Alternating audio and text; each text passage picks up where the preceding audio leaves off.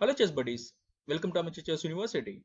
Today we'll be looking at the final game of the Wugor Kashimov Memorial 2021 event. After the end of the Rapid and Blitz both, Fabiano Caruana and Richard Rapport tied in the first place with 24 points each, which meant there was an Armageddon game to decide the final winner. In the Armageddon, Caruana had white pieces and he had 5 minutes on the clock to Richard who had the black pieces and 4 minutes. The rules of Armageddon are white has to win the game to take the title, while draw are the odds for black to win the title. So without further ado, let's head straight into the game. Caruana with the white pieces begins with d4, going for the queen's pawn opening. Richard replies with e6, going for the Horvitz defense. Knight to f3 and knight to f6, going for the Indian game knight's variation. Here white plays bishop to f4, going for the London system. Black plays the most popular move in this position, pushing the pawn to c5. d3 by white and bishop to e7 by black, getting ready for the castling. White plays knight to d2 and pawn captures on d4. Pawn captures on d4 and castling by black. White further pushes the pawn on the queen side, playing c3, providing this diagonal for the queen. Pawn to b6. Since the pawns of the black are currently centered in the light square, it wants to develop the bishop along this diagonal. White plays bishop to d3, targeting this diagonal and also getting ready for castling. And bishop to a6 by black. White goes for the bishop exchange, capture the bishop at a6, and knight captures the bishop at a6. White castles in this position. The known move played by black in this position is d6, wherein it blocks the diagonal for the dark square bishop of white. However, Richard here plays knight to c7, and it is as of move 10 we have a completely new game. Pawn to a4 by white with further ideas like b4 and b5. Black tries to prevent this, it plays a6. c4 by white, trying to obtain control of the 5th rank. And here black plays d5, challenging the pawn to capture. And white plays b3, providing an additional support to this pawn. Now pawn captures on c4, pawn captures on c4, and black pushes the pawn to b5. White captures the pawn on b5 with its a4 pawn, and black captures with its a6 pawn. White goes for a rook exchange, capturing the rook at a8, and knight captures the rook at a8. White doesn't capture the b5 pawn, instead it pushes the pawn to c5.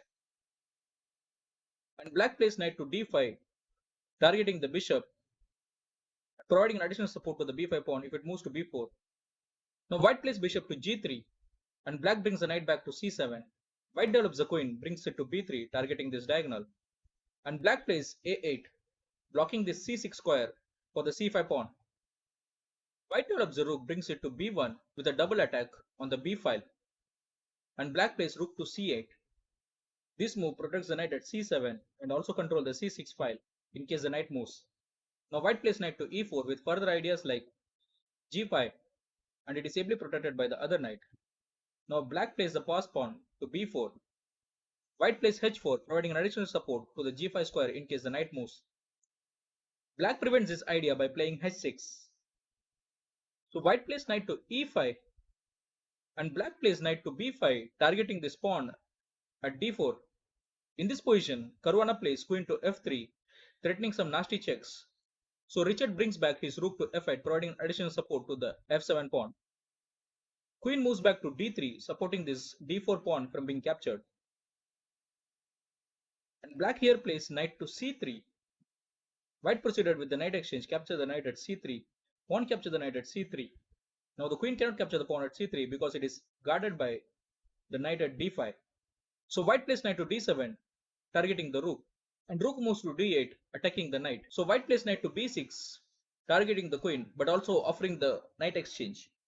But capturing the knight at b6 is not such a good idea for black, because if knight captures the knight on b6, then we capture the knight on b6, and the black pawn at c3 is left hanging. So if black plays rook to c8 for its rescue, then white will push the pawn to b7, forking the queen and the rook.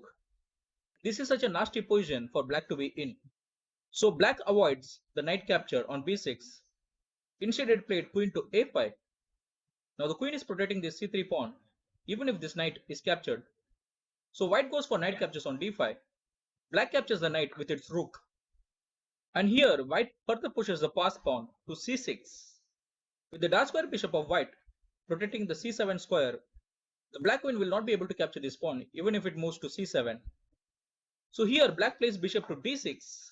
White goes for the bishop exchange. Bishop captures the bishop on d6 and rook captures the bishop on d6. Now Caruana has to find a decisive move here that turns the game to his advantage. So feel free to pause the video and find out the move played by Caruana. If you are able to figure it out, well done. The move played by Caruana in this position is rook to b8 check. White realizes that eliminating this rook at d6, which is targeting both the pass pawn, will magnificently increase the chances of its victory. So after rook to b8 check, the black king cannot move to the h7 square as it is controlled by the white queen. So black was forced to play rook to d8. Rook captures the rook on d8. Queen captures the rook on d8. And since the black queen has left this diagonal, the white queen captures the pawn c3. Now black queen plays c7, blocking the pawn from further push.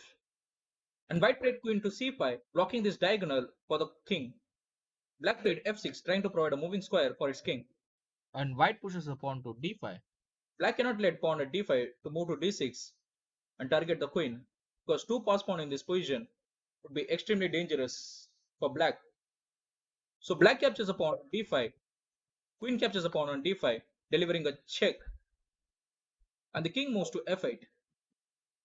Now white plays e6, blocking this e file from the king's access, while also protecting this c6 pawn. Now if you are wondering whether black can play queen to e7, it's not such a good idea, because if black play queen to e7, then white will deliver a check at c8. Black blocks it with the queen. Queen captures the queen, king captures the queen. And now white will start to move the king, beginning with h2. Black king has to make sure it's not too far away from this c6 pawn. So black could play e7. Now white pushes the king to g3. Now black king cannot play d6 because then white will play g4 with further ideas including f5 or h5, entering the black's territory and capturing the pawns. So black has to avoid this, it will play h5. And white king will move to the f4 square, trying to reach the f5 square. Black prevents this also by playing the g6 pawn. Now white will move the king to e4. Now black king has only two options, either to play d6 or e6. However, both the moves are losing the game for the black. Let's see how.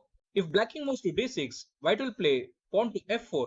Black here has no other option except to play pawn to f5, delivering a check. And the white king moves to d4. So if black decides to play the king, it will be forced to play king to e6 because it doesn't want the white king to move to e5. However, here white will push the pass pawn to c7 and black king has to move back to d7. Now white king will play e5.